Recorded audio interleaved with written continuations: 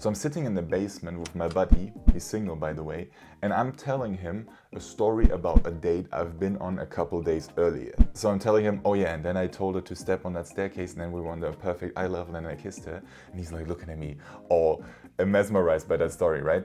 And for me and my buddy, this storytelling has pretty much become a ritual, okay? So we meet up every week and then I tell him like, oh yeah, this happened with this girl and that girl. So we pretty much exchange dating stories.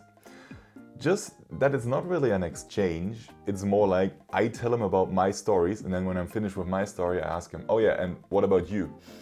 And he's like, oh, you know, I saw this baddie on the train. I was thinking like, if she jumps out at the same spot that I'm jumping out, and then I'm going to speak to her, and then I didn't speak to her. Or he's telling me, oh yeah, this one girl in uni, like she smiled at me, but I didn't end up speaking to her. Like for every Riz story that I told him where I got a number or we went on a date, he told me a story where he wanted to Riz, but he didn't. So I eventually just looked at him and told him, bro, you can't wait out sexlessness. And he looked at me and told me, I know. Now, this motherfucker is yet to tell me a story of where he actually rizzed. He knows that he can't wait out sexlessness, but he's still not doing anything about it. And if that's you, bro, watch this video to the end, please. Because this exact scenario is something I've seen in so many guys now that it's actually making me mad, okay? So all of these motherfuckers are obsessed with girls and with dating and, oh yeah, I need to fuck you. Like, you know this, right? Like 80% of your fucking faults are on women, okay? These guys are obsessed with girls and then they do nothing about it.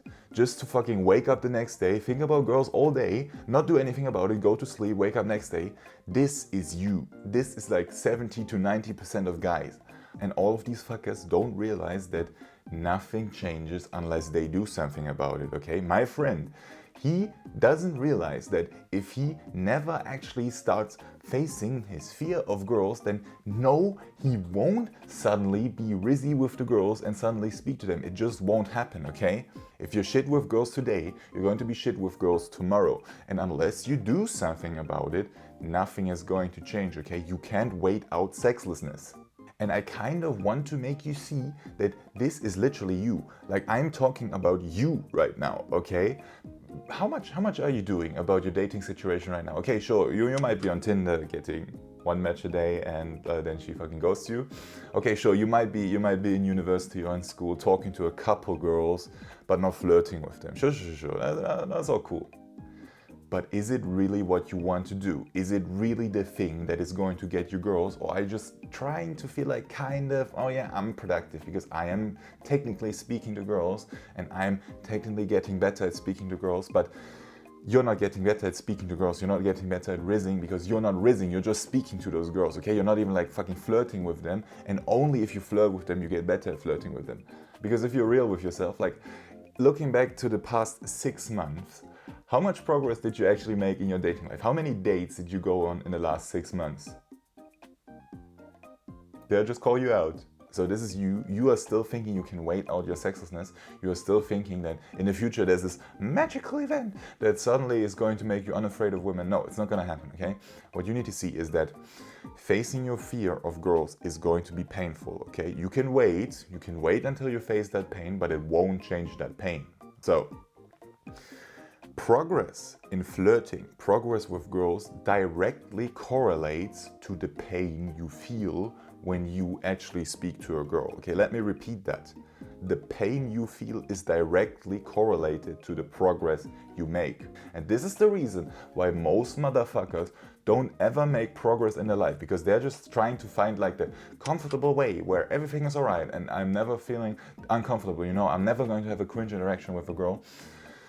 This is why these fuckers are not making progress. They are not ready to face the pain, and only if you face pain, your body makes progress, because you're literally pushing outside of your limits, outside of your comfort zone, and that's uncomfortable, okay? That's painful, and that's the only place growth can really happen, because if you stay in your comfort zone the entire time, guess what happens? Your comfort zone doesn't fucking expand. You never step out of it.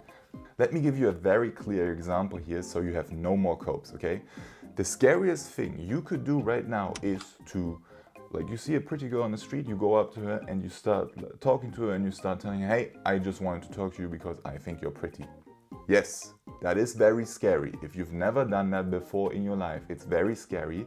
Your fear is going to scream at you to not do that, and it's going to be very painful to do it anyways. Now, what does a lot of pain mean? It means a lot of progress, right? Like you would become smooth and rizzy insanely fast if you would just face your fear like 3 to 5 times a day or even 1 time a day. The most important thing is that you face your fear, that you feel this pain, because only when you feel this pain, you're outside of your comfort zone, and only then you are making progress. Don't be this chump who doesn't understand the principle and who is just like my friend, who is also obsessed with girls, but he's not ready to take the pain of doing something about it. I just explained to you exactly what you need to do. You know exactly how you can improve your dating skill right now. The only reason you would not want to do this right now and you would continue playing your strategy of waiting out sexlessness is because you know, okay, that's painful, that's scary. I'm trying to find the next YouTube video that is going to explain to me how I can dodge the pain, which is not possible, okay? Outside of your comfort zone is painful no matter what. So, I just gave you the truth, there needs to be pain or nothing changes. How can you be better at taking pain? Because a lot of people actually are shit at taking pain, and that's why a lot of people actually never make progress. But the biggest advice I can give you for being more tolerant to pain is, and it's going to sound so lame, sleeping well. Which is, by the way, something I teach in my full guide to the North Star method. First link in the description if you want to check it out. And I know you're already thinking like, oh, well, no, this is nothing in common. Like the way I slept last night does not influence the way I can speak to girls. Bro, it does, okay? Let me explain here, right, for a second. So, if you are stepping outside of your comfort zone, if you are doing something that you've never done before, for example, cold approaching a girl and telling her you think she's pretty, your body is doing something that is out of its capabilities, okay? You're not giving 100%, which would be like the edge of your comfort zone. No. You're giving 110%. You need to step outside of your comfort zone. And you won't be able to do that unless you are 100% rested and your body is able to give it your all. And honestly, like, you know how like the sleep is not just about your body, it's more like about your brain. You are more disciplined when you have slept well. Like your body just feels recovered, it feels ready to take on a challenge. Like you need your absolute best sleep to make your body go beyond its limits. Otherwise, it's just not going to work. And I can tell you like a personal story of mine. I used to fucking, like, this was back in school, okay? I used to fucking struggle to like turn around to the girl that was sitting behind me and just like ask her like a stupid fucking question, like what solution you got for like number 2. That was too scary for me, okay? And you know why it was too scary for me?